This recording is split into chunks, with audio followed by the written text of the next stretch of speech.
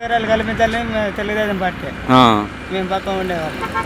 అంటే మీకంటే చంద్రబాబు నాయుడు గారు అంటే మీకు అంత అభిమానం పార్టీ అంటే. పార్టీ అంటేనే మీకు అంతకుముందు ఏదైనా మీకు ఈ పార్టీ ద్వారా ఏమైనా హెల్ప్ అందిందా, సహాయాలు కానీ?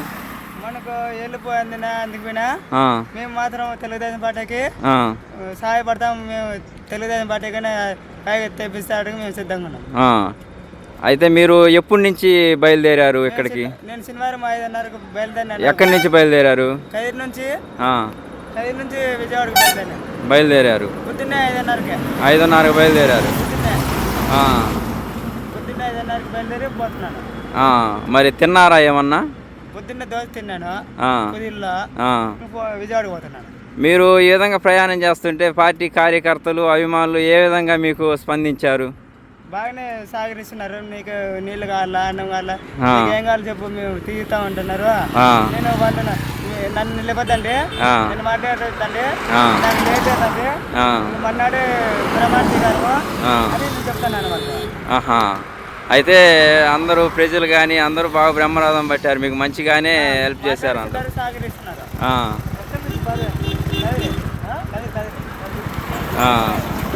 అయితే ప్రమాణ స్వీకారానికి ఓకే. మీరు ఓకే ఫ్రెండ్స్, ఈ విధంగా చూశారుగా అందరూ. అతను చాలా లాంగ్ నుంచి ప్రయాణం అనేది చేపట్టాడు. అతను ఇంత రిస్క్ తీసుకొని చేస్తున్నాడంటే అతని అభిమానం చూడండి. రాత్రి పగుళ్ళు నిద్ర లేకుండా ఈ విధంగా అయితే అతను జర్నీ చేస్తున్నాడు. రేపు ప్రమాణ స్వీకారానికి ఎటువంటి సమయంలో అయినా సరే అక్కడికి చేరుకోవాలని అతని ఉద్దేశం.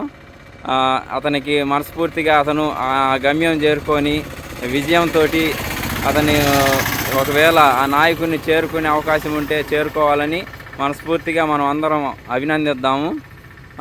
లాస్ట్ సారిగా చంద్రబాబు ప్రభుత్వంలో పాలన ఎలా ఉండాలని కోరుకుంటున్నావు? నేనా మంచి పరిపాలన, రైతు పరిపాలన, అంతే ఇంకేం లేదు. మంచి పరిపాలన కావాలని మీరు కోరుకుంటున్నారు. పార్టీ అంటే మీకు అంత అభిమానం? పార్టీ అంటే అంతే.